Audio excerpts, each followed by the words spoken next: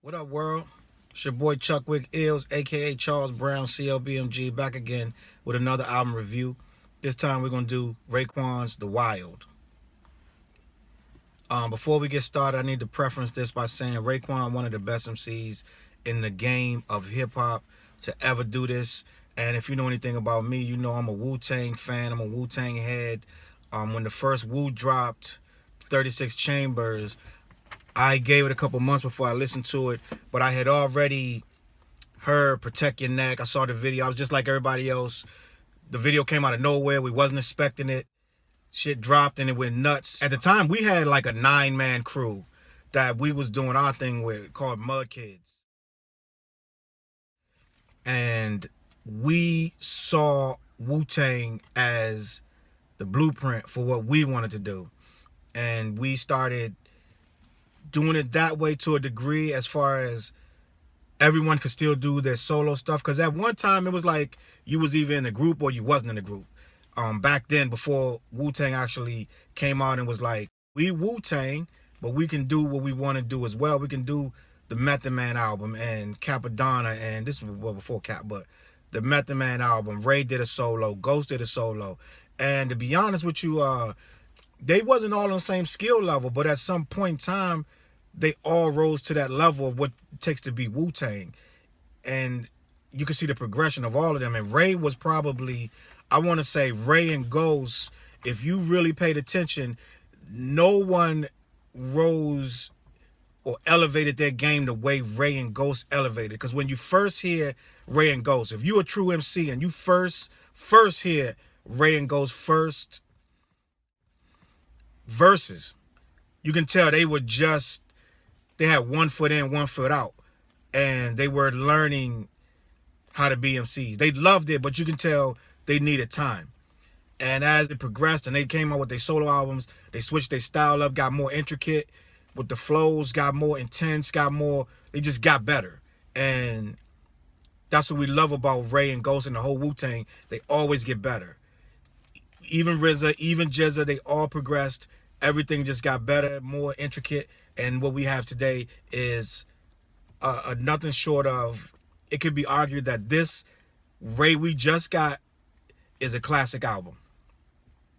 So like I said, I'm a Wu-Tang fan. I've been listening to Ray, the Purple Tape.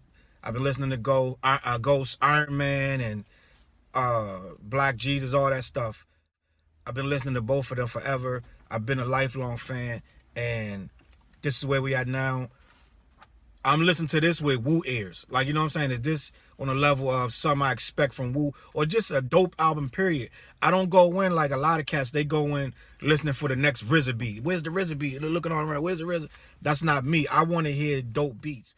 Like on the last album with Ray, I saw a couple comments. People like, yeah, Ray, your lyrics still there, but these beats or whatever. I didn't go into the last album like that. I like the last album.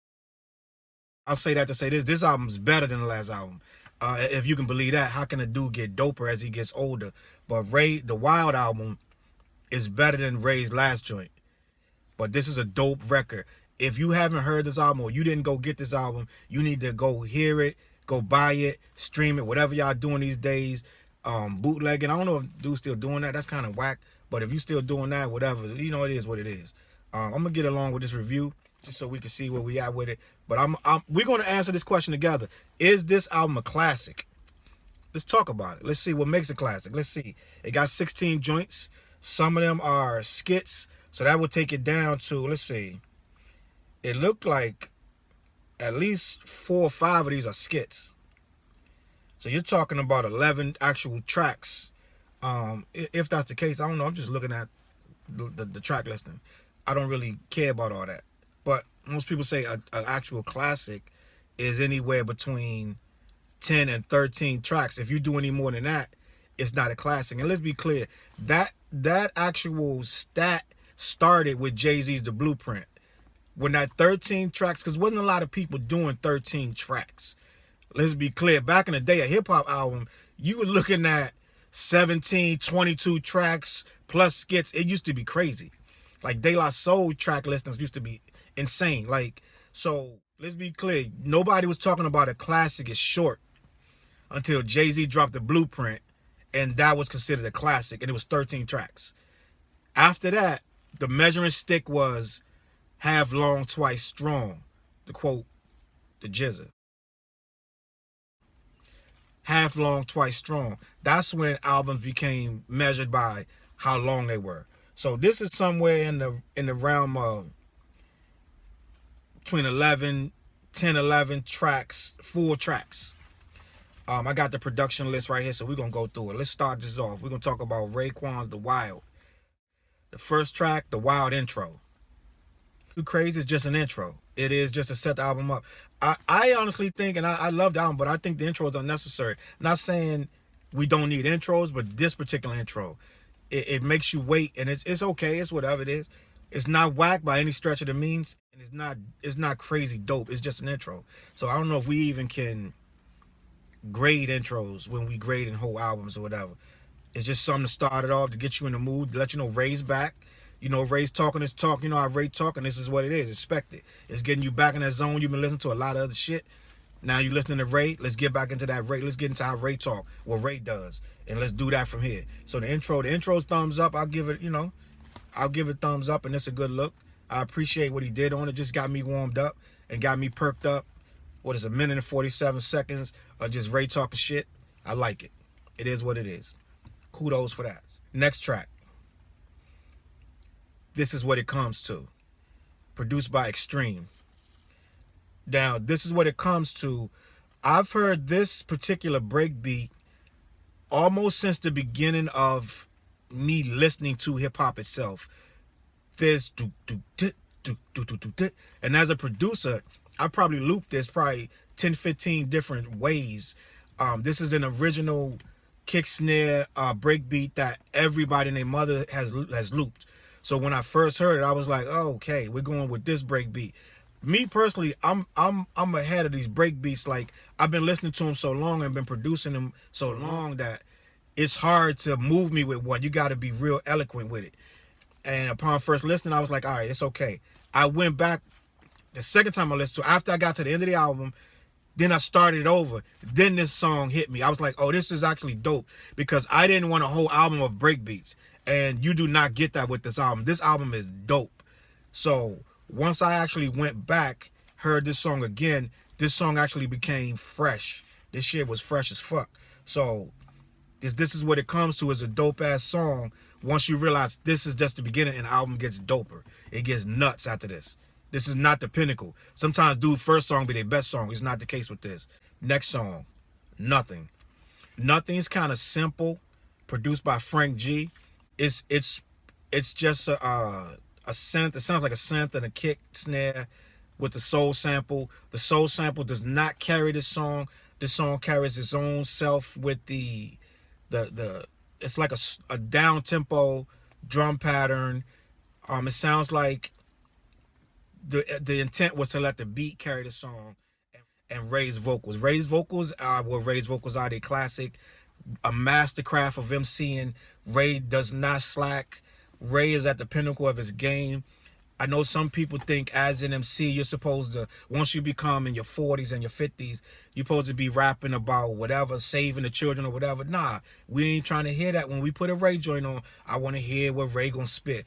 Don't be knocking me over the head with all this religion and all this, I'm grown up. Nah, we want to hear from Ray. Ray spits the shit we want to hear. I would expect nothing less. And what Ray's doing, this is some grown man shit on his own level. And I salute Ray. This is a dope record. I like what Ray's spitting. Do not change. Keep it like it is. Don't try to get on some, trying to save everything. And he does change, his grown man shit all through this album.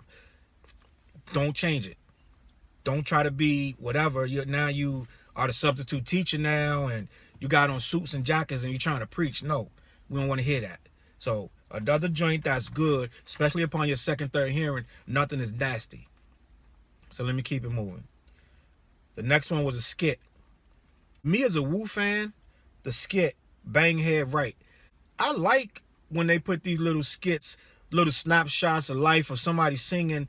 The guys, I think this, I don't know if this Papa Wu, I don't know who this is singing, but whoever this is singing, and I'm sure some Wu heads in there a little more seasoned than me, got better memories. They probably heard his voice, knew who it was off the rip. I can't remember the guy's name. But I like this little stuff. It's like I'm back on the corner. The dudes out there drinking. They got their shit in the paper bag. The bottle in the paper bag. Sipping. Just singing some shit from the heart. And niggas is laughing. It is what it is. So this Banghead Rice skit, it feel like woo. And this is what's keeping. The only thing missing from this, which is not missing, is the Kung Fu flicks. And you don't need to put that on here. You know what I'm saying? This is Ray's joint. This ain't, you know, we did that. We did all that. And this is a different album. So I like where the interludes of this, where the guy's singing. It's funny to me. I think it fit. It's taking me back to another place in time, and I appreciate Ray for doing that. Let's move forward. Marvin, featuring CeeLo. This song is fantastic. Let me tell you why. It's probably one of my favorites, if not my favorite, because I wasn't expecting this. A tribute to Marvin Gaye in 2017. Half these kids don't even remember or know who Marvin Gaye is. This song is nuts. This song is nuts. Frank G produced this, and he got busy. And I'm going to tell you some other stuff. Raekwon is a master chef. Raekwon makes this music that nobody else will do at this point. We need this. The game needs this. We need somebody who's going to be mad conceptual. They're going to take the time to do something from the heart. This is from the heart. You got to love Marvin Gaye. He spun this story. You wouldn't even get this kind of intellectual topic, this intellectual concept writing from a Wikipedia article. Like, this guy delved into some stuff that ain't on Wikipedia. He told you some stuff about Marvin Gaye that I ain't even remember or even know. And he made this song entertaining. How can you make a song about a dead singer sound so dope? CeeLo was the perfect choice on this. CeeLo was the perfect choice. Who else could sing this? Like, this song is crafted specifically the way you're supposed to craft pure hip-hop, because pure hip-hop is from your heart. I don't care what you're rapping about. If you're not talking about it from your first person point of view, and you're not talking about it how it made you feel as a first person, whether it was you went on a robbery and shot a dude, or you got robbed, or you loved this song as a child and you connected with that singer, all of that stuff has to be told from the heart, or we're not going to feel you. This song is from the heart. Ray didn't have to do no song about Marvin Gaye, but he did a song about Marvin Gaye, and the song is dope. And this is what people are saying about 90s rap versus now rap. Now rap is very boxed in. They got these corporate guys making sure that they don't divert from that box. I'm sure Young Thug would want to sing about something else sometimes. They want to rap about something else sometimes. But he got so much pressure to be hot every time he come out. He can't divert. He can't divert and do a song about Marvin Gaye. Ray don't got shit to prove. Ray 20 years in. He can do this song. And that's the difference between a guy that's 3 years in, 4 years in, trying to always prove that he's hot. Because he can't do a song that's artistic. And this is what the game is missing. Right now, at my count, we on track 5, and we already talking nothing is whack and nothing is slacking. It's a hard-ass album. And Ray's already, we only 5 tracks in. And 2 of them is skits. So let's keep it moving. Next track. Can't You See? Rhodes Arts produced it. Come on, dog. Can't you see?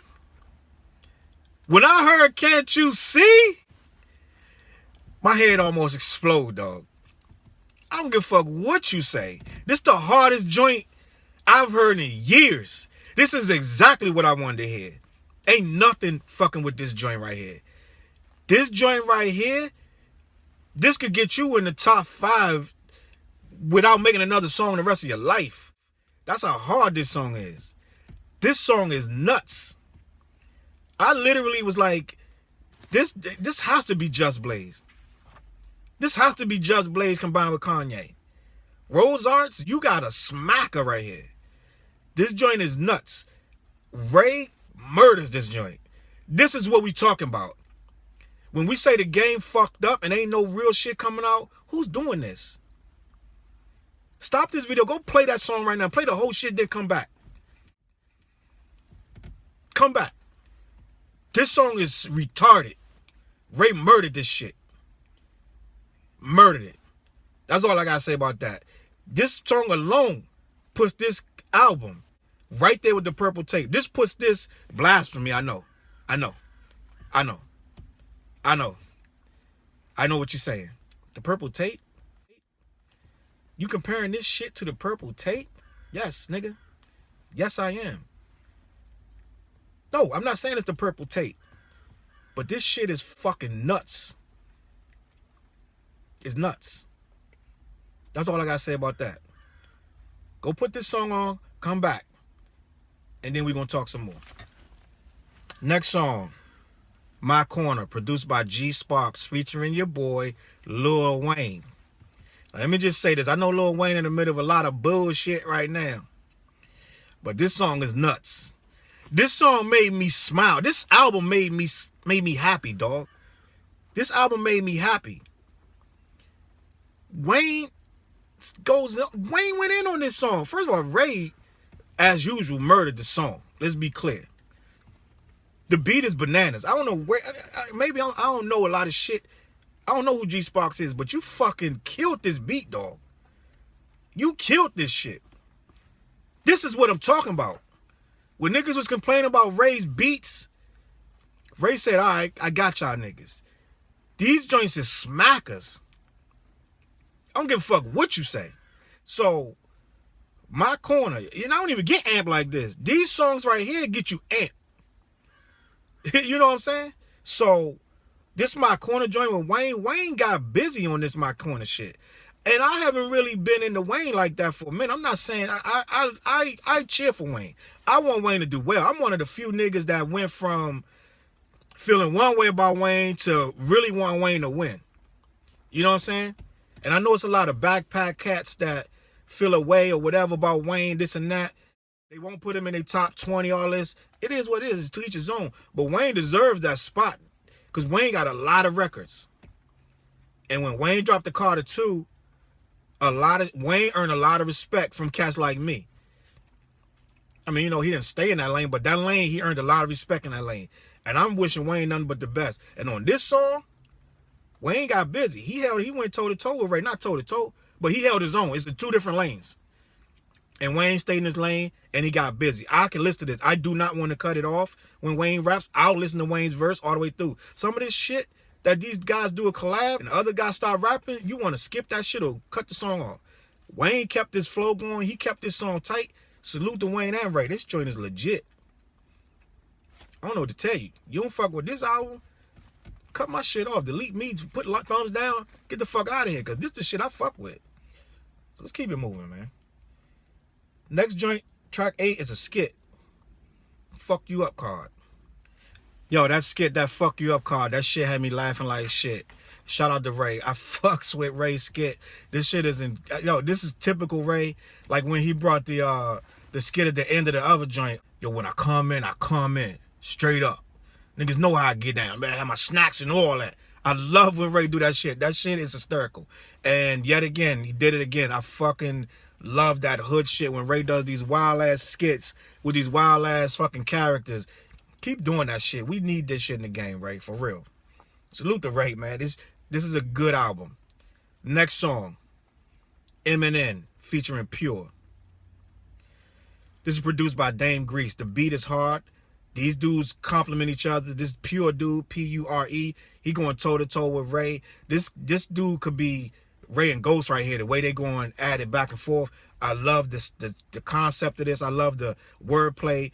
Ray is like taking what he already does and perfecting it. This is Gensu sword shit. This is samurai.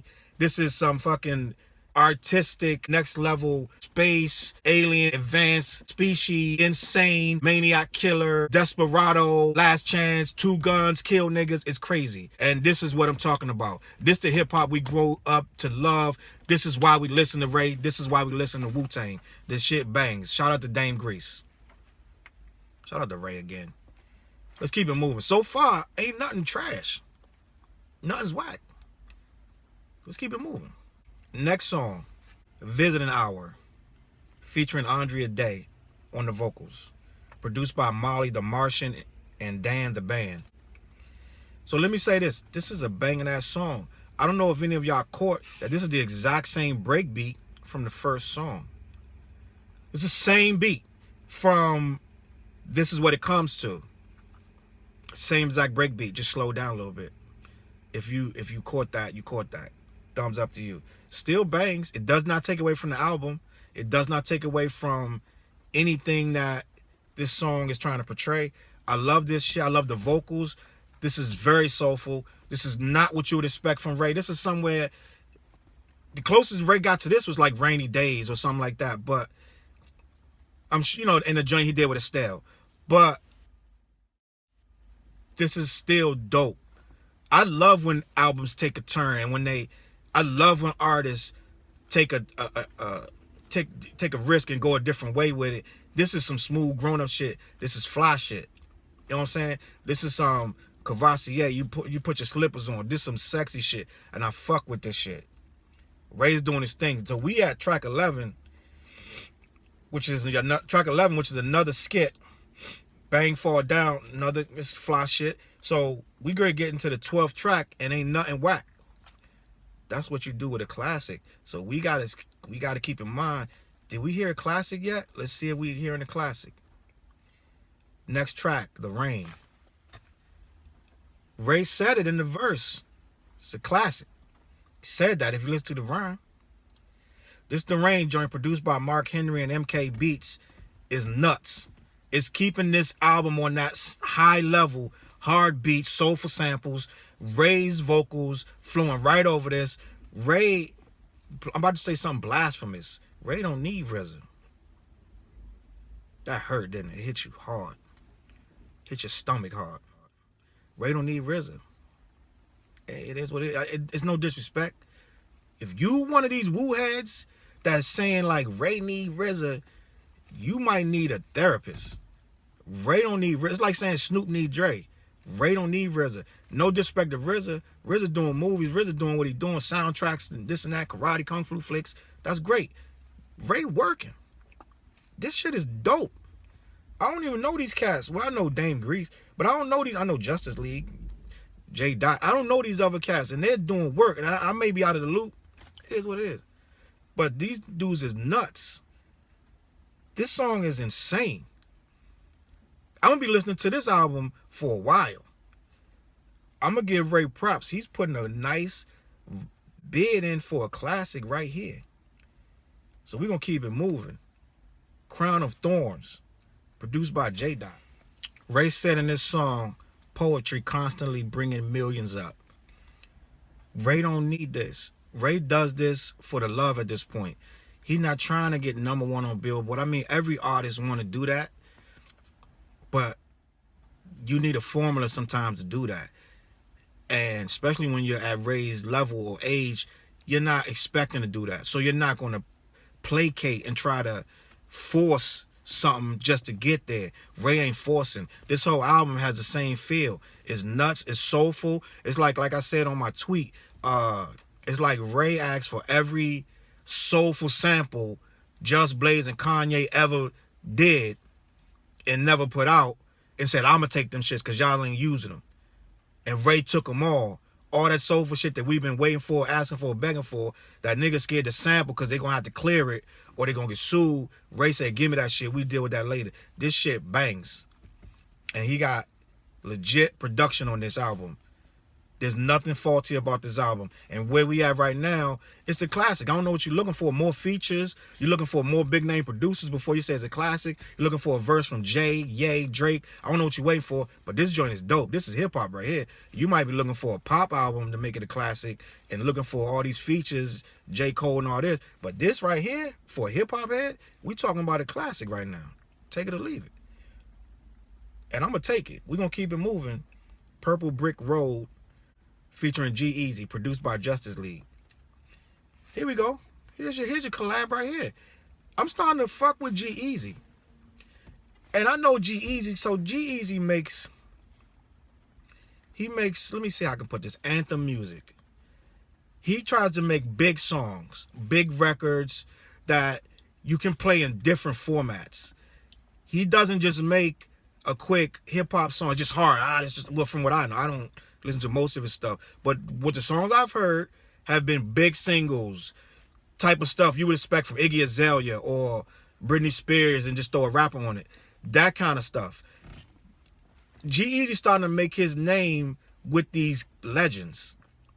And I need to do more research on G-Eazy. But as far as I know right now, his stuff, he makes bigger records that don't fit in the same lane with Ray. But this combination sounds right. It sounds right. It sounds like he's respectful of this of Ray's legacy and he wants to be a part of it. It doesn't feel like he thinks he's bigger than the record. He thinks he's bigger than Ray. He thinks, why am I here? But I'm getting paid to be here. This sounds organic. I like this record. This is a dope ass song. Shouts out to G-Eazy. I'm gonna fuck with G-Eazy more now because he fuck with Ray. Just like who did I fuck with? I fuck with, this is some real shit. I did not fuck with Kendrick until Dre said to fuck with Kendrick. Then I went back and listened to Kendrick. Somebody said, Dre, who you feeling right now? And he said Kendrick Lamar. Co-signed him. When he said that, that's when I started listening to Kendrick. Sometimes it take a co-sign from a legend for a nigga like me to go listen to you. So this is what I'm doing with G-Eazy. I just got a co-sign for G-Eazy. Even though I heard about 6 or 7 joints, saw a couple videos from G-Eazy, I'm not new to this guy. But now that he gonna join with Ray, I'm gonna do my research. I'm gonna do my Googles, and we're gonna see what we come up with. Maybe he'll be the next review. Who knows? Shout out to G-Eazy with this Ray shit. I'm gonna keep it moving. The last actual song, You Hear Me, produced by Rose Art. I know what you're gonna say. I know what you're gonna say. You're gonna say Ray don't need to be rapping to a beat like this. You're gonna say that this is not the style of music Ray should be doing. You're gonna say Ray trying to fit in with these young cats. You're gonna say a lot of silly shit. That's fine. I understand why you're saying that. But Ray gets busy on this song. Ray showing you what an MC can do. He can rap to any beat. This is more of a trap. I'm gonna give you that. This beat could be labeled trap. But it's Ray on it. And Ray gets busy. Ray is showing you, I'm not too old school to flow with this young shit. And he does it well. It shows you that Ray is a real MC. He can bounce on anything. And Ray got busy on this song, and it's a good song. And he put it last for a reason, because it does not fit anywhere else. You can't put this in the middle. You can't put it second. You can't put it next. This has to be last. It's going out with it. But it doesn't kill the album. This is a dope-ass record. Rose Art produced this. He produced quite a few joints on here. And I like his production. I like what Ray got out of him. He picked great beats for this guy. And he used them. And this guy made me a believer of what this album should be. The Wild. I'm going to go and listen. I don't never say nothing is a classic. The same damn week it dropped. That's ludicrous. But this album, I'm going to put it in the conversation that this album will be a classic. I'm going to give this album A+++. And if you watch my reviews, you see that they say A, but the pluses behind the A are what counts. So this is an A++. Plus. I think I said 3. Shout out to Raekwon for putting out a dope album. It's better than the last joint. And I like the last joint, but this is way more focused. This is a dope ass album. The Wild album. Go get that, stream that. CLBMG.com. Look for my other reviews. Like my page. Like my videos. Watch my other shit. Follow me on Twitter. Follow me on Facebook, Instagram. Shout out to your boys. Holla at you next time. Peace.